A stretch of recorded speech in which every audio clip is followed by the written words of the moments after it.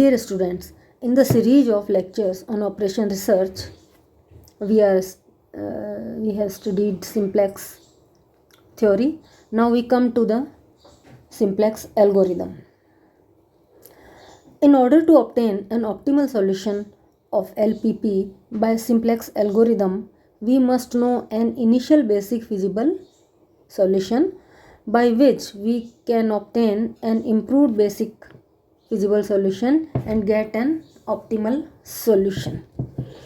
यानी अपने को सिंप्लेक्स एल्गोरिदम से अगर सॉल्व करना है तो अभी तक जो अपन थ्योरम्स पढ़ी अपन जानते हैं कि बेसिक फिजिबल सॉल्यूशन को कैसे इंप्रूव करते हैं, कैसे सॉल्यूशन को अपन चेक करते हैं कि ऑप्टिमल है या नहीं। लेकिन उसमें सबसे पहले अपने को क्या चाहिए कि एक इनिशियल बेसिक फिजिबल सॉल्यूशन अपने पास होना चाहिए जिसको अपन इम्प्रूव करके नया निकालें और फिर फाइनली अपन ऑप्टिमल सॉल्यूशन निकालें। तो यहाँ पे देखते हैं कि एक प्रॉब्लम ले लें। अगर let Z equal to C X where A X equal to B X greater than equal to 0 be a L P P for a initial basic feasible solution X B B a basis matrix then B X B equal to B. If from vectors of A we get a unit matrix I M equal to E1 E2 EM and take it as basis matrix associated with variables xb। तो यहाँ क्या कर रहे हैं अपन कि a में से कुछ वेक्टर्स को लेके अपने को b बनाना है बेसिस मैट्रिक्स। तो उसमें से अगर अपन मैट्रिक्स im सेलेक्ट कर लें जिसमें m जो है वो यूनिट वेक्टर्स हैं E1 E2 EM और उसे बेसिस मैट्रिक्स बना लें तो क्या होगा कि ये जो एक्स बी और वाई जे जेड जे माइनस सी जे अपने को कैलकुलेट करने पड़ते हैं, ये आसानी से कैलकुलेट हो जाएंगे क्योंकि बी जो है अपना आई बन जाएगा, यूनिट मैट्रिक्स बन जाएगा। So for initial basic feasible solution we need a unit matrix as B. बस मेन ए में भी है अपना ये है कि अपने को ऐसा बी छांटना है जो यूनिट मैट्रिक्स हो। Also all components of B are non-negative then the solution is feasible। तो उससे क्या होगा कि ax इक्वल टू बी, ये अपन पहले भी पढ़ चुके हैं, वो रिड्यूस होके क्या बन जाएगी bx b equal to B. B अपना जैसे ही आई बना तो एक्स बी की वैल्यू डायरेक्ट ही स्मॉल b आ जाएगी।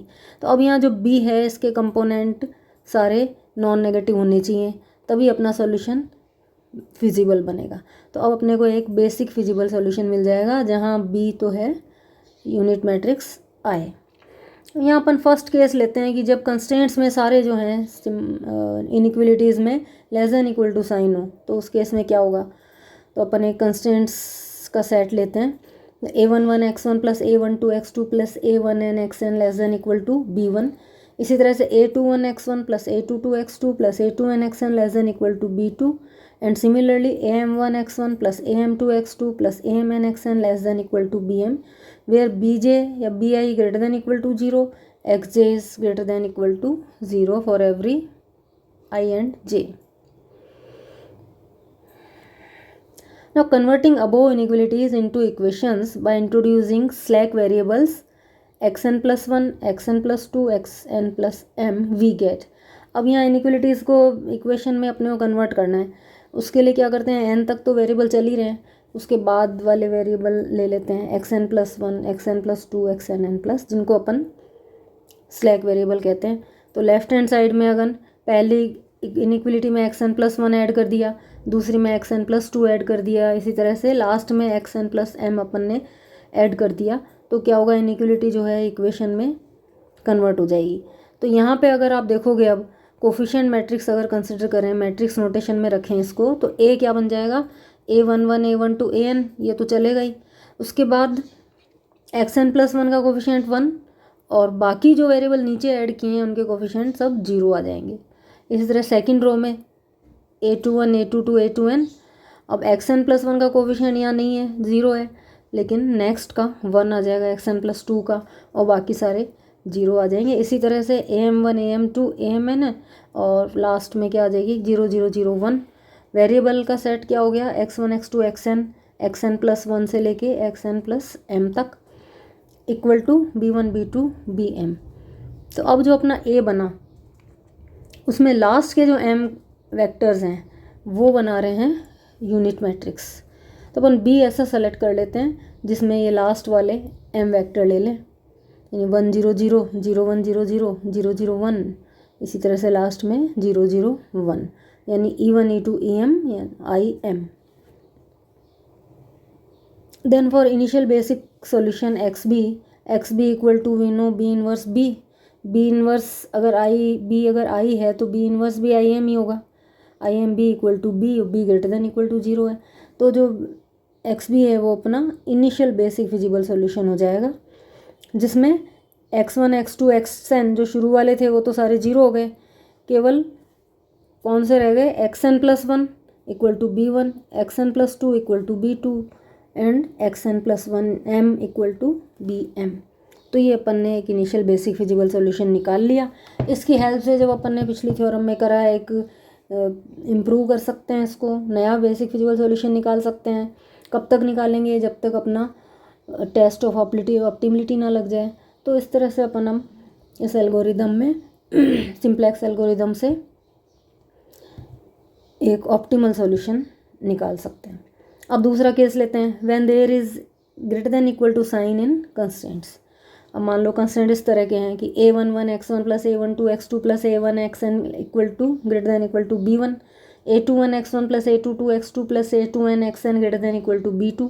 Similarly am1 x1 plus am2 x2 plus amn xn greater than equal to bm, where all bi's are greater than equal to 0 for every I and xj is also greater than equal to 0। Non negative restriction अपने को question में दी हुई है, b को अपने को bi को अपने को पॉजिटिव मानना है, अदरवाइज जो सोल्यूशन है वो फिजिबल नहीं होगा।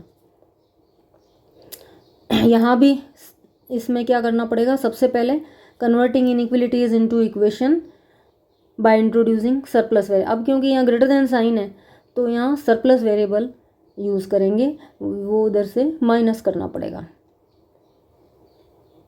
a11 x1 plus a12 x2 plus a1 xn minus xn+1।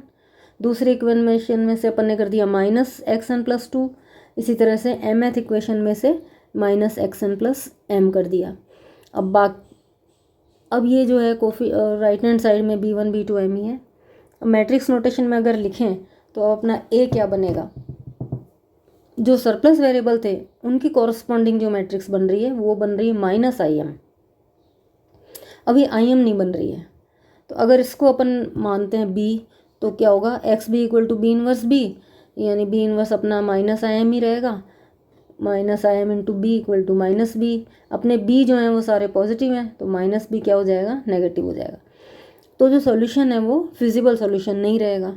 तो अपन तो ये चाहते ही नहीं है, बेसिक फिजिबल सॉल्यूशन चाहते हैं। तो क्या करें, अब अपने को चाहिए यूनिट मैट्रिक्स।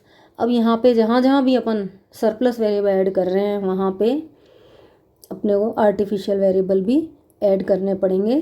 तो n+m तक तो अपन सरप्लस वेरिएबल ले चुके हैं। अब xn+m+m+1 xn+m+2 से लेके xm+n+m ये आर्टिफिशियल वेरिएबल ले लें और इन इक्वेशन में ऐड कर दें। तो क्या बनेगा, a11 x1 plus a12 x2 plus a1n xn minus xn+1, ये तो माइनस किया था सरप्लस वेरिएबल, प्लस कर दें साथ में xn+m+1 इक्वल टू b1। इसी तरह सेकेंड इक्वेशन में माइनस कर दें xn+2 और आर्टिफिशियल वेरिएबल xn+2 यहाँ ऐड कर दें।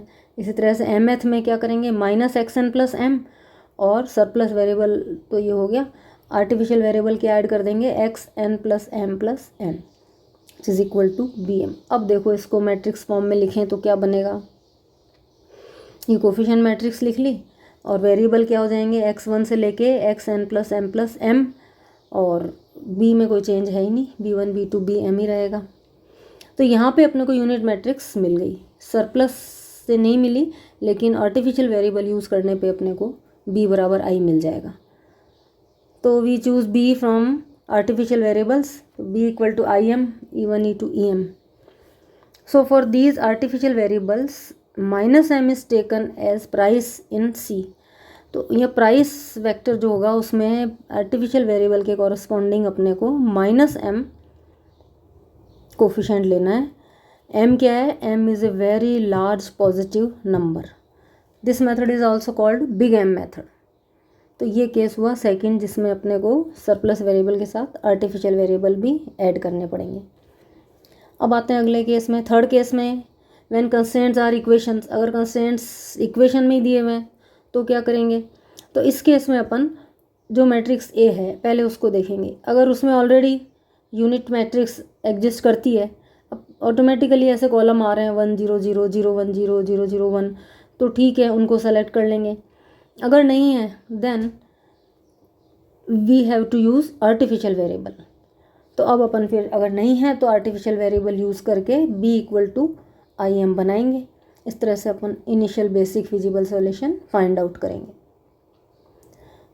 Fourth case, when in constraints they are greater than equal to, less than equal to and less than equal to sign. अगर ये तीनों साइन है, एक इक्वलिटी में ग्रेटर देन इक्वल टू है, कहीं लेस देन है, कहीं इक्वल टू है, तो उस केस में अपने को तीनों इंट्रोड्यूस करने पड़ेंगे। पहले तो इक्वेशन में कन्वर्ट करने के लिए स्लैक और सरप्लस वेरिएबल यूज़ करना ही है, और जहाँ जहाँ रिक्वायरमेंट होगी वहाँ आर्टिफिशियल वेरिएबल भी यूज़ करेंगे। And find basis matrix B equal to I M, इस तरह से कि अपने को बी बराबर आई एम मिल जाए and get an initial basic feasible solution.